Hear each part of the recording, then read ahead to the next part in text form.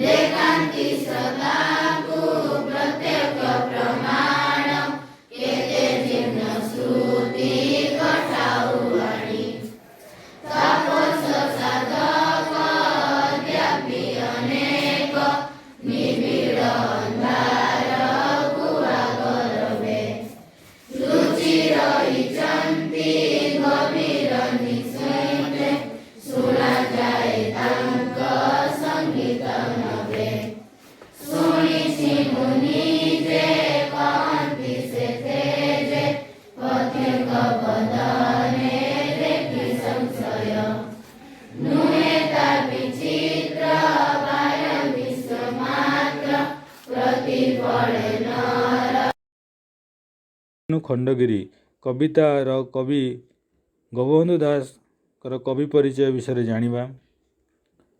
କବି ସତ୍ୟବାଦୀ ଯୁଗର ଜଣେ ପ୍ରାଣ ପ୍ରତିଷ୍ଠାତା ଉତ୍କଳମଣି ପଣ୍ଡିତ ଗୋପବନ୍ଧୁ ଦାସ ନବ ଉତ୍କଳର ପ୍ରାଣ ପ୍ରତିଷ୍ଠାତା ଥିଲେ। ତୁମେ ଜାଣିଥିବ ଗୋପବନ୍ଧୁ ଦାସକୁ ଉତ୍କଳର ପ୍ରାଣ ପ୍ରତିଷ୍ଠା ବୋଲି କହନ୍ତି ଏବଂ ତାଙ୍କୁ ଉତ୍କଳ ମଣି ଉପାଧି ମଧ୍ୟ ଦିଆଯାଇଥିଲା। ସେ ପୁରୀ ଜିଲ୍ଲାର ସିଆଣ୍ଡୋ ଗ୍ରାମରେ 1877 ମସିହାରେ ଜନ୍ମଗ୍ରହଣ କରିଥିଲେ। ତାଙ୍କ ସତ୍ୟବାଦୀ ଠାରେ ବକୁଳ ବନରେ ସୁରିଅନା କୁଞ୍ଜ ତଳେ ସେ ପ୍ରତିଷ୍ଠା କରିଥିଲେ ଏକ ବନ ବିଦ୍ୟାଳୟ, ସତ୍ୟବାଦୀ ବନ ବିଦ୍ୟାଳୟ। ସେବା, ସାହିତ୍ୟ, ସୃଷ୍ଟି ଓ ଶିକ୍ଷାକୁ ବିସ୍ତାର କରିଥିଲା ତାଙ୍କର ଜୀବନର ଲକ୍ଷ୍ୟ। ଦେଶପ୍ରେମୀ ସଂଗ୍ରାମୀ ମଣିଷ ତିଆରି କରିବା ସଙ୍ଗେ ସଙ୍ଗେ ସାହିତ୍ୟ ମାଧ୍ୟମରେ ଓଡ଼ିଶାର ସଂସ୍କୃତି ଓ ସମାଜକୁ ଉନ୍ନତ କରିବା ପାଇଁ ସେ ସାରା ଜୀବନ ପ୍ରୟାସ କରିଥିଲେ। ନିଜ ଜୀବନରେ ମାନବ ସେବା ହିଁ କବିଙ୍କର ଦେଶପ୍ରେମ ଓ ଅପୂର୍ବ ଓଡ଼ିଆ ପ୍ରତି ସ୍ପଷ୍ଟ ପ୍ରତିଫଳିତ ହେଇଥାଏ। ତାଙ୍କର ସାରସ୍ୱତ ସୃଷ୍ଟିଗୁଡ଼ିକ ମଧ୍ୟରେ ଧର୍ମପଦ, କାରା କବିତା, ବନ୍ଦୀର ଆତ୍ମକଥା, ଅବକାଶର ଚିନ୍ତା ଇତ୍ୟାଦି ତାଙ୍କର ଅମ୍ଳାନ ଯଶ ଲାଭ କରିଛି। ଏବଂ ଏହି ଆଲୋଚ୍ୟ କବିତା ଦେଖି ନାହିଁ କେତେ ଦିନୁ ଖଣ୍ଡଗିରି କବିତାରେ କବି ଗୋପବନ୍ଧୁ ଦାସ ଖଣ୍ଡଗିରିର ଇତିହାସ ମାଧ୍ୟମରେ ଆମର ଅତୀତ ଗୌରବକୁ ସ୍ମରଣ କରିଛନ୍ତି। କବିଙ୍କର ପ୍ରକୃତି ପ୍ରୀତି ଓ ଜାତୀୟତା ଭାବ ନିମ୍ନ ପଂକ୍ତିଗୁଡ଼ିକରେ ସହଜରେ ଅନୁମିତ ହୁଏ। ଉତ୍କଳ ତନୟେ ଦିଅ ନବ ବଳ, ଉତ୍କଳ ପାଦବେ ରସମୟ ଫଳ, ଉତ୍କଳ କାନନେ ସ୍ୱର୍ଗୀୟ ସୁମନ, ଉତ୍କଳ ସରିତେ ପବିତ୍ର ଜୀବନ, ଉତ୍କଳର ଆକାଶେ ନବଯଶ ରବି, ଉତ୍କଳର ପ୍ରକୃତି ଧରୁ ନବ ଛବି। ଏହି ପଂକ୍ତିମାନଙ୍କରେ ଜଣାପଡ଼େ ଯେ କବିଙ୍କ ପ୍ରତି ଏହି ଓଡ଼ିଶାର ଖଣ୍ଡଗିରି ପ୍ରତି ଇତିହାସ ପ୍ରତି ଯେଉଁ ପ୍ରକୃତି ପ୍ରୀତି ଓ ଜାତୀୟତା ଭାବର ଉନ୍ମୋଚିତ ହୁଏ। ସପ୍ତମ ଶ୍ରେଣୀ ସାହିତ୍ୟ ବହି ଦେଖି ନାହିଁ କେତେ ଦିନୁ ଖଣ୍ଡଗିରି କବିତା, ଯାହାକୁ ଲେଖିଛନ୍ତି କବି ଗୋପବନ୍ଧୁ ଦାସ। ଏବଂ ଏହି କବିତାର ପୃଷ୍ଠଭୂମିକୁ ଆମେ ଦେଖିବା। କବି ନିଜର ବ୍ୟକ୍ତିଗତ ଜୀବନ କଥାକୁ ଏଠି ବଖାଣିଛନ୍ତି। ଯେତେବେଳେ ସେ ଯୌବନ ଅବସ୍ଥାରେ ପଦାର୍ପଣ କରିଛନ୍ତି, ସେ ସମୟର ପ୍ରଥମ ସୋପାନରେ ଯେତେବେଳେ ଭୁବନେଶ୍ୱର ରାଜଧାନୀ ନିକଟସ୍ଥ ଖଣ୍ଡଗିରିକୁ ଯେତେବେଳେ ଦର୍ଶନ କରିବା ପାଇଁ ଯାଇଥିଲେ, ସେହି ସମୟରେ ତାଙ୍କର ଅଲୁଭା ସ୍ମୃତି, ଅଲୁଭ କଥା ଗୁଡ଼ିକ ମନେ ପଡ଼ିଯାଇଛି। ଏବଂ ମନେ ପକାଇ ପକାଇ ସେଇ ଦେଖି ନାହିଁ କେତେ ଦିନ ଖଣ୍ଡଗିରି କବିତାଟା ଲେଖିଅଛନ୍ତି। ଖଣ୍ଡଗିରିର ପ୍ରାକୃତିକ ଶୋଭା କି ମନୋହର, ତାକୁ ଦର୍ଶନ କରୁ କରୁ ଗୁମ୍ଫାର ପ୍ରସ୍ତର ଖଣ୍ଡ ଉପରେ ଖୋଦିତ ଚାରୁକଳା, ଶିଳାଲିପି ଓ ଉତ୍କଳର ଅତୀତ ଗୌରବକୁ ସ୍ମରଣ କରାଇ ଦେଇଛନ୍ତି। ଆପଣମାନେ ଜାଣିଥିବେ ସେ ଖଣ୍ଡଗିରି ପାହାଡ଼ରେ ଯେଉଁ ଅତୀତର ଯେଉଁ ଖୋଦିତ ଚାରୁକଳା, ଶିଳାଲିପି, ଉତ୍କଳର ଯେଉଁ ଗୌରବ, ସନ୍ତାନମାନଙ୍କର ଗାଥା ବହୁତ ସୁନ୍ଦର ଭାବରେ ସେଥିରେ ଖୋଦିତ କରାଯାଇଛି। ସେସବୁ କଥାକୁ ମନେ ପକାଇ ପକାଇ ସେ କବିତା ଲେଖିଛନ୍ତି। କଳ୍ପନାର ନେତ୍ରରେ, ସ୍ୱପ୍ନର ନେତ୍ରରେ, ଆଖିରେ ସେ ଉତ୍କଳର ମହାମହିମ ଅଇର ଖାରବେଳ ରାଜାଙ୍କର କୀର୍ତ୍ତିରାଜିକୁ ଦର୍ଶନ କରିଛନ୍ତି। ସେହି ଖାରବେଳଙ୍କର ଯେଉଁ ରାଜ୍ୟ ଶାସନ ବିଷୟରେ ଯେଉଁଠି ଲେଖା ହେଇଛି, ସେହି କୀର୍ତ୍ତିରାଜିକୁ ମଧ୍ୟ ଦେଖି ଦର୍ଶନ କରିଛନ୍ତି। ପରବର୍ତ୍ତୀ ସମୟରେ ତାଙ୍କର ଅତିକ୍ରାନ୍ତ ଯୌବନରେ ଯେତେବେଳେ ଖଣ୍ଡଗିରିକୁ ଆଉ ଥରେ ଦର୍ଶନ କଲେ, ସେତେବେଳେ ଉତ୍କଳୀୟ ପୂର୍ବପୁରୁଷମାନଙ୍କର ଗୌରବ ଗାଥାକୁ ସ୍ମରଣ କରି ଏହି କବିତା ରଚନା କରିଛନ୍ତି। ଯେତେବେଳେ ସେ ପରବର୍ତ୍ତୀ ସମୟରେ ତାଙ୍କର ଅତିକ୍ରାନ୍ତ ଯୌବନ ଅବସ୍ଥା ସରିଯାଇଛି ସେହି ସମୟରେ ଯେତେବେଳେ ଖଣ୍ଡଗିରିକୁ ଆଉ ଥରେ ଦର୍ଶନ କରିବା ପାଇଁ ଯାଇଛନ୍ତି, ସେହି ସମୟରେ ସେ ଉତ୍କଳୀୟର ଯେଉଁ ପୂର୍ବପୁରୁଷମାନେ ଯେଉଁ ଗାଥା ଯେଉଁ ଗୌରବ ଗାରିମା କୁ ସେ ସ୍ମରଣ କରି ସେ କବିତାର ରୂପରେଖା କରିଅଛନ୍ତି। ବହୁତ ସୁନ୍ଦର ଭାବରେ ଏ କବିତାକୁ କବି ନିଜର ବ୍ୟକ୍ତିଗତ ଜୀବନରେ ବିତି ଯାଇଥିବା ସେ ଖଣ୍ଡଗିରିର ପ୍ରାକୃତିକ ସୌନ୍ଦର୍ଯ୍ୟ, ପ୍ରାକୃତିକ ଭରା ସେ ସୌନ୍ଦର୍ଯ୍ୟ ଭରା ସେଇ ରାଜା ମହାରାଜାମାନଙ୍କର ଯେଉଁ କୀର୍ତ୍ତିରାଜି ଗୁଡ଼ିକୁ ବହୁତ ସୁନ୍ଦର ଭାବରେ ଏଠି ଦେଖିକି ସେ ରଚନା କରିଅଛନ୍ତି। ଦେଖି ନାହିଁ କେତେ ଦିନୁ ଖଣ୍ଡଗିରି କବିତାର ସାର କଥା। ଏହି କବିତା ଇତିହାସର ବିମଣ୍ଡିତ ଓଡ଼ିଶାର ଅତୀତ ଥିଲା। ଐତିହ୍ୟ ପରମ୍ପରାରେ ଗୌରବମୟ ଏ ଓଡ଼ିଶାର ରାଜା ମହାରାଜାଙ୍କର ମହାନ କୀର୍ତ୍ତି ରାଜି ଏହି ଖଣ୍ଡଗିରି ପାହାଡ଼ ପର୍ବତର ଶିଳାଗାତ୍ରରେ ମଠ ମନ୍ଦିର ପୃଷ୍ଠଭାଗରେ ଲିପିବଦ୍ଧ ହୋଇ ରହିଛି। ସେହି ମହାନ ରାଜାମାନଙ୍କର ମହାନ କୀର୍ତ୍ତିକୁ ସ୍ମରଣ କରି କବି ସୁନ୍ଦର ଭାବରେ କବିତାଟା ରଚନା କରିଛନ୍ତି। ଖଣ୍ଡଗିରିର ପାହାଡ଼ର ଗୁମ୍ଫା ଓ ପ୍ରସ୍ତର ଖଣ୍ଡ ଉପରେ ସମ୍ରାଟ ମହାମହିମ ଐର ଖାରବେଲଙ୍କର ଗୌରବପୂର୍ଣ୍ଣ କୀର୍ତ୍ତିର ସମୂହ ଖୋଦିତ ହୋଇ ଆଦ୍ୟବଧି ପର୍ଯ୍ୟଟକମାନଙ୍କର ବିସ୍ମିତ କରୁଛି।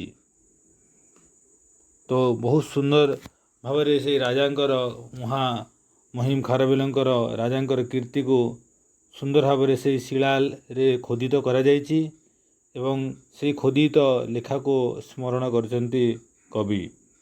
ଖଣ୍ଡଗିରି ତୁମେ ଜାଣିଥିବ ପିଲାମାନେ, ଖଣ୍ଡଗିରିଟା ପାହାଡ଼ଟା ଭୁବନେଶ୍ୱର ରାଜଧାନୀର ଉତ୍ତର ପଶ୍ଚିମ ଦିଗରେ ଅବସ୍ଥିତ ଏବଂ ଏଠାରେ ପ୍ରାଚୀନ ଉତ୍କଳର ରାଜା ମହାମେଘ ଐର ଖାରବେଲଙ୍କର କୀର୍ତ୍ତି ରହିଛି। ଏହାର ନିକଟବର୍ତ୍ତୀରେ ଉଦୟଗିରି ପାହାଡ଼ ରହିଅଛି। ତୁମେମାନେ ଯେତେବେଳେ ଯିବ, ସେତେବେଳେ ଭୁବନେଶ୍ୱର ଯେତେବେଳେ ଯାଉଛ, ଉଦୟଗିରି ଖଣ୍ଡଗିରି ପାହାଡ଼ ଧଉଲଗିରି ଏମିତି ପାହାଡ଼ ମାନେ ଅଛି, ବୁଲିକି ଆସିବ। ବହୁତ ସୁନ୍ଦର ଜାଗାଟା, ପରିବେଶ ବହୁତ ସୁନ୍ଦର ପ୍ରାକୃତିକ ପରିବେଶରେ ବିଭୂଷିତ। ତ ଏଠାରେ କବି ଯେତେବେଳେ ଯୌବନ ଅବସ୍ଥାର ପ୍ରଥମ ସୋପାନରେ ଯେତେବେଳେ ଖଣ୍ଡଗିରି ପାହାଡ଼କୁ ବୁଲିବା ପାଇଁ ଯାଇଛନ୍ତି, ଦର୍ଶନ କରିବା ପାଇଁ ଯାଇଛନ୍ତି, ସୁଯୋଗ ପାଇଛନ୍ତି, ସେହି ସମୟରେ ସ୍ୱଭାବତଃ ସେ ଥିଲେ ସୌନ୍ଦର୍ଯ୍ୟର ପିପାସୁ। ଯୌବନ ଅବସ୍ଥାରେ କ'ଣ ହୁଏ, ଆମେ ସୌନ୍ଦର୍ଯ୍ୟକୁ ଅବଲୋକନ କରିଥାଉ, ମନ ଭିତରେ ମନଲୋଭା କରିଥାଉ। ଠିକ୍ ସେଭଳି କବିଙ୍କ ମଧ୍ୟରେ ମଧ୍ୟ ସେ ଯୌବନ ଅବସ୍ଥାରେ ସେ ଜିନିଷକୁ ପାଇବା ପାଇଁ ଇଚ୍ଛା ପ୍ରକାଶ କରିଛନ୍ତି। ଖଣ୍ଡଗିରିର ପରିପାର୍ଶ୍ୱରେ ଥିବା ପ୍ରାକୃତିକ ଶୋଭା ଦର୍ଶନ କରି ସେ ବିମୁଗ୍ଧ ହୋଇଛନ୍ତି। ପ୍ରାକୃତିକ ସୌନ୍ଦର୍ଯ୍ୟରେ ଭରପୁର ଖଣ୍ଡଗିରି ପାହାଡ଼, ତାକୁ ଦେଖି ବହୁତ ଆନନ୍ଦିତ ପ୍ରକାଶ କରିଛନ୍ତି। ଭାବ ବିହ୍ୱଳ ହୋଇ ସେ କଳ୍ପନା କରିଥିଲେ ଅତୀତର ଉତ୍କଳ ସମ୍ରାଟ ମହାମେଘବାହାନ ଐର ଖାରବେଲଙ୍କର ଐଶ୍ୱର୍ଯ୍ୟପୂର୍ଣ୍ଣ କୀର୍ତ୍ତିରାଜିକୁ।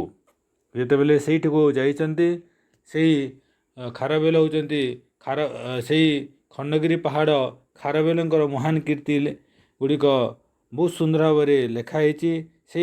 ସେଇ କୀର୍ତ୍ତି ଗୁଡ଼ିକୁ ସେ ମନେ ପକାଇଛନ୍ତି, ତାଙ୍କର କଳ୍ପନା ନେତ୍ରରେ ମନେ ପକାଇଛନ୍ତି, ପୂର୍ବରେ ଘଟି ଯାଇଥିବା ସେଇ କୀର୍ତ୍ତି ଗୁଡ଼ିକୁ। କଳ୍ପନାର ନେତ୍ରରେ କବି ଦେଖିଥିଲେ ସମ୍ରାଟଙ୍କର ବିଳାସପୂର୍ଣ୍ଣ ରାଜପ୍ରସାଦ। ସେ କଳ୍ପନା କରୁଛନ୍ତି, ସ୍ୱପ୍ନର ନେତ୍ରରେ ମନେ ପକାଉଛନ୍ତି ସେଇ ସମ୍ରାଟଙ୍କର ବିଳାସ ରାଜପ୍ରସାଦ। କେତେ ରାଜା, କେତେ ସୈନ୍ୟ ସାମନ୍ତ ସେଇ ପାହାଡ଼ରେ, କେତେ ସେଇ ରାଜାଙ୍କର ଶାସନ ଚାଲୁଥିଲା, କେମିତି ରାଜା ତାଙ୍କର କୀର୍ତ୍ତି ଗୁଡ଼ିକ କରୁଥିଲେ, ସେ ସବୁ ଗୁଡ଼ିକୁ ମନେ ପକାଉଛନ୍ତି। ଶୁଣିପାରୁଥିଲେ ପ୍ରାସାଦର ପ୍ରାଙ୍ଗଣରୁ ବୀରବାଦ୍ୟର ଟମକ। ଯେତେବେଳେ ରାଜା ଆସିବେ, ବୀରବାଦ୍ୟ ବାଜୁଥିଲା, ସେଇ ଶବ୍ଦ ମଧ୍ୟ ତାଙ୍କ କର୍ଣ୍ଣରେ ପ୍ରକ୍ଷେପାତ ହେଉଛି। ଦେଖିପାରୁଥିଲେ ପାଇକ ସୈନ୍ୟମାନଙ୍କର ସମରାଭ୍ୟାସ, ପାଇକ ସୈନ୍ୟମାନେ ଯୁଦ୍ଧର ଅଭ୍ୟାସ କରିବାର ଦେଖିପାରୁଥିଲେ। ରଣସଜ୍ଜା ପାରିଷଦ ବର୍ଗ ସହ ଗୁପ୍ତ ମନ୍ତ୍ରଣା ରାଜାଙ୍କର ସମ୍ମୁଖରେ ଗୁପ୍ତଚରର ରାଜ୍ୟ ସମାଚାର ଉପସ୍ଥାପନର ଦୃଶ୍ୟ ତାଙ୍କର ଆଖି ଆଗରେ ଝୁଲି ଉଠୁଥିଲା। ସେହି ପାଇକ ବୀରମାନେ ଆମ ଓଡ଼ିଶାର ସମର ଯୁଦ୍ଧର ଅଭ୍ୟାସ ରଣ ପାଇଁ ଯୁଦ୍ଧ କରିବା ପାଇଁ ଯେଉଁ ସଜବାଜ ହେବା ଦୃଶ୍ୟ ଏବଂ ଯେଉଁ ଗୁପ୍ତ ରାଜାଙ୍କୁ ଯେଉଁମାନେ ଗୁପ୍ତ ସମ୍ବାଦ ଦେଇଥାନ୍ତି ଗୁପ୍ତ ମନ୍ତ୍ରଣା ସେହି ସବୁ କଥା ମଧ୍ୟ ଆଉ କ'ଣ ସେ ସବୁ ଦୃଶ୍ୟ ଗୁଡ଼ିକ ଗୁପ୍ତଚରମାନେ ଯେତେବେଳେ ରାଜାଙ୍କୁ କିଛି ଗୁପ୍ତ କଥା ବାର୍ତ୍ତା ଦେଇଥାନ୍ତି ରାଜାଙ୍କ ପାଖରେ ଜଣେ ଜଣେ ଥାଆନ୍ତି ଗୁପ୍ତଚର ଏସବୁ ଜିନିଷ ସବୁ ତାଙ୍କ ପାଖରେ ଉପସ୍ଥାପନ ହେଉଛି। ମନେ ପକାଉଛନ୍ତି କଳ୍ପନାର ନେତ୍ରରେ। ଉତ୍କଳୀୟ କାରୁକଳା ଶିଳ୍ପୀମାନଙ୍କର ଶିଳା ଖୋଦନ ଦୃଶ୍ୟ ଭାସି ଉଠୁଥାଏ ତାଙ୍କର କଳ୍ପନା ନେତ୍ରରେ। କି ସୌନ୍ଦର୍ଯ୍ୟ କି କଳା କାରୁକଳାରେ ଶିଳ୍ପୀମାନେ ଓଡ଼ିଶାରେ କେତେ ଶିଳ୍ପୀମାନେ ଏହି ଶିଳା ଖୋଦନ କରିଥିବେ ସେସବୁ ଦୃଶ୍ୟ ମଧ୍ୟ ତାଙ୍କର କଳ୍ପନାର ନେତ୍ରରେ ଆଖି ଆଗରେ ଝୁଲି ଉଠୁଛି।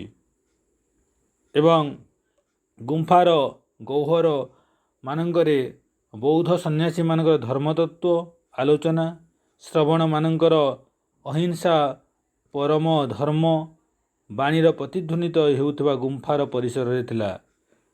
ଗୁମ୍ଫାର ଗହ୍ୱରରେ ସେଠି ଗୁମ୍ଫା ମାନେ ବହୁତ ଅଛି। ଖଣ୍ଡଗିରି ପାହାଡ଼କୁ ଯେତେବେଳେ ଯିବ ଦେଖିବ ସେଠି ଗୁମ୍ଫା ଗୁଡ଼ିକ ବହୁ ରହିଅଛି ଏବଂ ସେ ଗୁମ୍ଫା ମାନଙ୍କରେ ବୌଦ୍ଧ ଭିକ୍ଷୁମାନେ ବୌଦ୍ଧ ସନ୍ନ୍ୟାସୀମାନେ ଧର୍ମଚର୍ଚ୍ଚା ମାନେ ଆଲୋଚନା କରିବାର ଶବ୍ଦ ତାଙ୍କର କାନ ମଧ୍ୟରେ ପ୍ରତିଧ୍ୱନିତ ହେଉଥିଲା ଏବଂ ଧର୍ମବାଣୀ ଅହିଂସା ଶ୍ରବଣମାନେ ହେଉଛି ସନ୍ନ୍ୟାସୀମାନଙ୍କର ଅହିଂସା କାହାକୁ ହିଂସା କରିବାନି ତାଙ୍କର ପରମ ଧର୍ମ ଥିଲା। ସେହି ବାଣୀ ଗୁଡ଼ିକ ସେ ଗୁମ୍ଫାର ପରିସରରେ ଗୁମ୍ଫାର ଚାରିଆଡ଼େ ପ୍ରତିଧ୍ୱନିତ ହେଉଥିଲା। ତାପରେ ପରବର୍ତ୍ତୀ ସମୟରେ କାଳର କରାଳ ଗର୍ଭରେ ଲୁଚିଯିବାକୁ ବସିଲା ଉତ୍କଳର ସେହି ପ୍ରାଚୀନ କୀର୍ତ୍ତିରାଜି। ପରିତ୍ୟକ୍ତ ଅବସ୍ଥାରେ ପଡ଼ି ରହିଲା ଖଣ୍ଡଗିରି ପାହାଡ଼। କଳ୍ପନାରୁ କବି ଯେତେବେଳେ ବାସ୍ତବ ଜଗତକୁ ଫେରିଅଛନ୍ତି ତାଙ୍କୁ ଲତାଗୁଳ୍ମ ଭରା ଖଣ୍ଡଗିରି ପରିସର ଦୁଃଖ ଦେଇଛି। ସତେ ଯେପରି ତାଙ୍କର ସମ୍ମୁଖରେ ବିନଷ୍ଟ ସର୍ବସ୍ୱ ବୁଦ୍ଧ ଖଣ୍ଡଗିରି ଦଣ୍ଡାୟମାନ ସେହି ଗୌରବାବହ ଅତୀତର ମୂକ ସାକ୍ଷୀ ସାଜିଛି।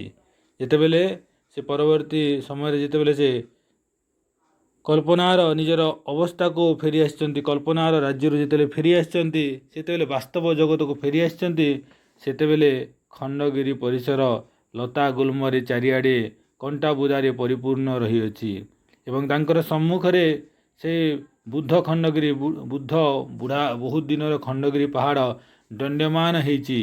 ସବୁ ବିନଷ୍ଟ ସର୍ବସ୍ୱ ଖଣ୍ଡଗିରି କେତେ ଯେ କ'ଣ ନଷ୍ଟ ମଧ୍ୟ ହେଇଯାଇଛି ସେ ଗୌରବର ମୁକ ସାକ୍ଷୀ ଭଳିଆ ଛିଡ଼ା ହେଇଛି ସାକ୍ଷୀ ବୋଲି ସେ ଖଣ୍ଡଗିରି ପାହାଡ଼। କବିଙ୍କର ଅନୁଭବ କରିଛନ୍ତି ସତେ ଯେପରି କଳିଙ୍ଗର ସନ୍ତାନଠାରେ ତାଙ୍କର ଅତୀତର ଗୌରବର ବିସ୍ମୃତି ହୋଇଛି। ମାତ୍ର ଖଣ୍ଡଗିରି ତାର ଭଗ୍ନ କୋଳରେ ସେସବୁକୁ ସାଇତି ରଖି ବାରମ୍ବାର ତାଙ୍କର ସ୍ମରଣ କରାଇଛନ୍ତି। ଧ୍ୱସ୍ତ ବିଧ୍ୱସ୍ତ ରାଣୀ ହଂସପୁର ସେହି ଐଶ୍ୱର୍ଯ୍ୟପୂର୍ଣ୍ଣ ରାଜପରିବାର ସାକ୍ଷୀ ହୋଇ ପଡ଼ି ରହିଛି। ପାହାଡ଼ର ପାଦଦେଶରୁ ଶିଖର ପର୍ଯ୍ୟନ୍ତ ଭଗ୍ନ ଗୁମ୍ଫା ଭଗ୍ନ ଦେଉଳ ଶିଳା ଭଗ୍ନାଂଶ ସତେ କି ବିଳାପ କରୁଛି। ତରୁ ଲତା ଗୁଳ୍ମ ଭରା ଆଚ୍ଛାଦିତ ପଦରାଜି ଆଜି ଦୁର୍ଗମ। ଏକଦା ଅତୀତର ସେହି ବିଳାସପୂର୍ଣ୍ଣ ରାଜପ୍ରାସାଦ ପ୍ରାଙ୍ଗଣରେ ଆଜି ହିଂସ୍ର ବନ୍ୟଜନ୍ତୁମାନେ ଆଶ୍ରୟସ୍ଥଳୀ ହୋଇଗଲାଣି। ଆଜି ସେ ଖଣ୍ଡଗିରି ପାହାଡ଼ର ଅବସ୍ଥା ବହୁତ ଶୋଚନୀୟ ଅବସ୍ଥା ହୋଇଯାଇଛି ଏବଂ ସେଇ ଖଣ୍ଡଗିରି ପାହାଡ଼ରେ ଆଜି ସ୍ୱାପଦକୂଳ ହୋଇଗଲାଣି। ଯେଉଁ ପଶୁମାନେ ହିଂସ୍ର ପଶୁମାନଙ୍କର ଜୀବନଯାପନ ଯେଉଁମାନେ କରନ୍ତି, ହିଂସ୍ର ଜନ୍ତୁମାନେ ସେଇଠି ରହିବାର ବ୍ୟବସ୍ଥା ହେଲାଣି। ଆଜି ସେ ପାହାଡ଼ର ଦୃଶ୍ୟକୁ ଦେଖିଲେ ସତେ ଯେପରି ଗୋଟିଏ ବୁଦ୍ଧ ଖଣ୍ଡଗିରି ବୋଲି ଦଣ୍ଡବାନ ହେଇଛି, ଖାଲି ମୁକ ସାକ୍ଷୀ ବୋଲି କବି ଅନୁଭବ କରୁଛନ୍ତି। ସେ କଳିଙ୍ଗର ସନ୍ତାନ ଗୁଡ଼ିକୁ ତାଙ୍କର ଗୌରବ କଥା, ଗୌରବ ସ୍ମୃତି ଗୁଡ଼ିକୁ ମନେ ପକାଉଛନ୍ତି। ମାତ୍ର ସେ ଖଣ୍ଡଗିରି ଭଗ୍ନ କୂଳରେ ଭାଙ୍ଗି ଯାଇଛି, କିନ୍ତୁ ସାଇତି ରଖିଛି, ବାରମ୍ବାର ତାଙ୍କର ସ୍ମରଣ କରାଇ ଦେଉଛି, ଚାଲି ଆସୁଛି, ମନେ ପକାଉଛନ୍ତି ଅତୀତର କଥା। ଭାଙ୍ଗି ଯାଇଛି ଖଣ୍ଡଗିରି ପାହାଡ଼, କିନ୍ତୁ ସେଇ ଅତୀତର କଥାକୁ ସେ ମନେ ପକାଉଛନ୍ତି। ବିଧ୍ୱଂସ ହୋଇଯାଇଛି, ଧ୍ୱଂସ ହୋଇଯାଇଛି ରାଣୀହଂସପୁର। ଖଣ୍ଡଗିରି ପାହାଡ଼ରେ ରାଣୀହଂସପୁର ଗୋଟେ ଥିଲା। ସେଠି ରାଜ ପରିବାର ସାକ୍ଷୀ ହୋଇ ରହୁଥିଲା। ରାଜା ସେଇଠି ରହୁଥିଲେ, ରାଣୀ ରହୁଥିଲେ, ସେଇଠି ସାକ୍ଷୀ ହୋଇ ରହିଥିଲା। ଆଜି ମଧ୍ୟ ସାକ୍ଷୀ ହୋଇ ପଡ଼ି ରହିଛି ସେଇ ରାଣୀହଂସପୁର। ଏବଂ ସେ ପାହାଡ଼ର ଚାରିଆଡ଼େ ପାଦଦେଶରେ ଶିଖରରେ ଭଗ୍ନ ଗୁମ୍ଫା ଗୁଡ଼ିକ, ଭଗ୍ନ ଦେଉଳ ଗୁଡ଼ିକ, ମନ୍ଦିର ଗୁଡ଼ିକ, ଶିଳା ଭଗ୍ନାଂଶ ସତେ ଯେପରି ବିଳାପ କରୁଛି। ଚାରିଆଡ଼େ ତରୁ ଲତା ଗୁଳ୍ମ କଣ୍ଟବୁଦା ଆଚ୍ଛାଦିତ ହୋଇ ପଥର ଆଜି ଦୁର୍ଗମ ହୋଇଯାଇଛି। ରାସ୍ତା ଗୁଡ଼ିକ ମଧ୍ୟ ଆଉ ଦେଖାଯାଉ ନାହିଁ। ଅତୀତର ସେଇ ବିଳାସପୂର୍ଣ୍ଣ ରାଜପ୍ରସାଦ ଆଜି ପ୍ରାଙ୍ଗଣରେ ହିଂସ୍ର ଜନ୍ତୁମାନଙ୍କର ଆଶ୍ରୟସ୍ଥଳୀ ହୋଇଗଲାଣି। ଗୁମ୍ଫା ପାଖରେ ବାଘ, ସିଂହ, ଭାଲୁ ମାନଙ୍କର ଆଶ୍ରୟସ୍ଥଳୀ ହୋଇଗଲାଣି। ତ ସେଇ ଖଣ୍ଡଗିରି ଗୁମ୍ଫା ମାନଙ୍କରେ ବାସ କରୁଥିବା ସାଧୁ ସନ୍ନ୍ୟାସୀମାନେ ବହୁ ବିସ୍ମୟକର କାହାଣୀମାନେ ଶୁଣାଉଥାନ୍ତି। ସ୍ୱ ଅନୁଭୂତିକୁ ସେମାନେ ପାହାଡ଼ର ଗୁମ୍ଫାରେ ଆଦ୍ୟବଧି ତପସ୍ୱୀମାନଙ୍କର ଅଶରୀର ଆତ୍ମା ଚଳପ୍ରଚଳ ହେବାର ଅନୁଭବ କରିଛନ୍ତି। ବିଳମ୍ବିତ ରାତ୍ରିରେ ନିଃଶବ୍ଦ ପହରରେ ସେମାନଙ୍କର କଣ୍ଠ ନିଃସୃତ ଗମ୍ଭୀର ଧ୍ୱନି ଶୁଣିବାକୁ ମିଳେ। କେହି କେହି ଏହାକୁ ସତ୍ୟ ମନେ କରନ୍ତି, ତ କେହି କେହି ଏହାକୁ ବିକୃତ ଏବଂ ମାନସିକ କହି ସଂଶୟ ପ୍ରକାଶ କରନ୍ତି। କାରଣ ମନୁଷ୍ୟ ନିଜସ୍ୱ ମନ ଚିନ୍ତାଧାରା ହିଁ ତାର ବିଶ୍ୱାସକୁ ପ୍ରଭାବିତ କରିଥାଏ ଏବଂ ବାହ୍ୟ ଜଗତର କାର୍ଯ୍ୟକଳାପରେ ତାର ପ୍ରତିଫଳନ ଦେଖାଇ ଦେଇଥାଏ। କବିତାଟିରେ କବି ଗୋପବନ୍ଧୁ ତୀବ୍ର ଜାତିପ୍ରୀତି ତଥା ସ୍ୱଦେଶୀ ପ୍ରେମର ଝଲକ ଦେଖିବାକୁ ମିଳେ। ତ ଏହି କବିତାରେ ସେ ଖଣ୍ଡଗିରି ଗୁମ୍ଫାରେ ବାସ କରୁଥିବା ସାଧୁ ସନ୍ନ୍ୟାସୀମାନଙ୍କର ବହୁତ ବିସ୍ମୟକର ଆଶ୍ଚର୍ଯ୍ୟର କାହାଣୀମାନେ ଶୁଣାଉଥାନ୍ତି। ଏବଂ ତାକୁ ଅନୁଭୂତି ହୁଏ ସେ ପାହାଡ଼ ଗୁମ୍ଫାରେ ସେଇ ତପସ୍ୱୀମାନଙ୍କର ଅଶରୀ ଆତ୍ମା, ଯେଉଁ ତପସ୍ୱୀମାନେ ଆଗରେ ରହୁଥିଲେ ତାଙ୍କର ଆତ୍ମା ଘୁରି ବୁଲୁଛି, ଚଳପ୍ରଚଳ ହେଉଛି, ଅନୁଭୂତି ହୁଏ। ସେଇ ପାଖକୁ ଯେତେବେଳେ ଗଲେ ବହୁ ଦିନ ପରେ ସେ ଖଣ୍ଡଗିରି ପାହାଡ଼କୁ ଦେଖି ଯାଇଛନ୍ତି। ଦେଖି ନାହିଁ କେତେ ଦିନ ଖଣ୍ଡଗିରି ତାଙ୍କର ଯୌବନ ଅବସ୍ଥାରେ ଯେତେବେଳେ ଯାଇଥିଲେ ଖଣ୍ଡଗିରି ପାହାଡ଼ ସୌନ୍ଦର୍ଯ୍ୟ କେଉଁ ଭଳି ଥିଲା, ଏବେ ସେ ଦେଖୁଛନ୍ତି କେଉଁ ଭଳି ରହିଅଛି। ବିଳମ୍ବିତ ରାତିରେ ଯେତେବେଳେ ନିଃଶବ୍ଦ ହୋଇଥାଏ, ରାତ୍ରିରେ ଚାରିଆଡ଼େ ନିଃଶବ୍ଦ ଥାଏ, ସେହି ସମୟରେ କଣ୍ଠରେ ନିଃସୃତ ହୁଏ ଗମ୍ଭୀର ଧ୍ୱନି ଶୁଣିବାକୁ ମିଳେ। କିଛି ଗୋଟେ ନିଃଶବ୍ଦ ଯେତେବେଳେ ଶବ୍ଦ ରାତ୍ରି କାଳରେ ସେ ଗୁମ୍ଫା ମଧ୍ୟରୁ ବିଭିନ୍ନ ପ୍ରକାର ଶବ୍ଦ ପ୍ରତିଧ୍ୱନିତ ହୁଏ ବୋଲି କହିଛନ୍ତି। ଏବଂ କହୁଛନ୍ତି ଯେ କେହି କେହି ଏହାକୁ ସତ୍ୟ ମନେ କରନ୍ତି, ତ କେହି କେହି ଏହାକୁ ବିକୃତ ମାନସିକମାନେ ସଂଶୟ ପ୍ରକାଶ କରନ୍ତି। କେତେକ ଲୋକ ସନ୍ଦେହ ମଧ୍ୟ କରନ୍ତି, କେତେ ଲୋକ ଏହାକୁ ସତ୍ୟ ମଧ୍ୟ କହନ୍ତି। କାରଣ ମନୁଷ୍ୟ ନିଜସ୍ୱ ଚିନ୍ତାଧାରା ହିଁ ତାର ବିଶ୍ୱାସ ପ୍ରଭାବିତ କରେ। ମନର ନିଜସ୍ୱ ଚିନ୍ତା ହିଁ ମଣିଷକୁ ପ୍ରଭାବିତ କରେ। ଏହି ବାହ୍ୟ ଜଗତର କାର୍ଯ୍ୟକଳାପ ପରେ ତାଙ୍କର ପ୍ରତିଫଳନ ଦେଖାଯାଇଥାଏ। କବିତାଟି କବି ଗୋପବନ୍ଧୁ ଦାସ ବହୁତ ସୁନ୍ଦର ଭାବରେ, ବହୁତ ପ୍ରକୃତି ଭାବନାରେ, ଜାତୀୟ ପ୍ରୀତି ଭାବନାରେ ତଥା ସ୍ୱଦେଶୀ ପ୍ରେମର ଝଳକ ଦେଖିବାକୁ ମିଳେ। ତେଣୁ କବି ଗୋପବନ୍ଧୁ ଦାସ ନିଜର ଯୌବନ ଅବସ୍ଥାର ପଦାର୍ପଣ ସମୟରେ କେତେ ସୁନ୍ଦର ଖଣ୍ଡଗିରି ପାହାଡ଼କୁ ଦର୍ଶନ କରିବା ଯେଉଁ ସୁଯୋଗ ପାଇଥିଲେ ସେସବୁର ଘଟଣାକୁ କହିଛନ୍ତି। ତାପରେ ପରବର୍ତ୍ତୀ ସମୟରେ ସେ ଯେତେବେଳେ ସେଇ ଖଣ୍ଡଗିରି ପାହାଡ଼କୁ ଯାଇଛନ୍ତି, ସେ ପାହାଡ଼ର ଦୃଶ୍ୟ ଗୁଡ଼ିକ ଦେଖୁଛନ୍ତି କେତେ ଧ୍ୱଂସ ବିଧ୍ୱଂସ ମଧ୍ୟ ହୋଇଯାଇଛି ଏବଂ ତା'ର ପ୍ରାକୃତିକ ସୌନ୍ଦର୍ଯ୍ୟକୁ ଗୋଟେ ଜାତୀୟ ପ୍ରୀତି ଭାବନା ଏବଂ ସ୍ୱଦେଶୀ ପ୍ରୀତି ଭାବନା କୁ ଦେଖିବା ପାଇଁ ଏହି କବିତାରେ ଦିଗ୍ଦର୍ଶନ ଦେଇଛନ୍ତି କବି ଗୋପବନ୍ଧୁ ଦାସ।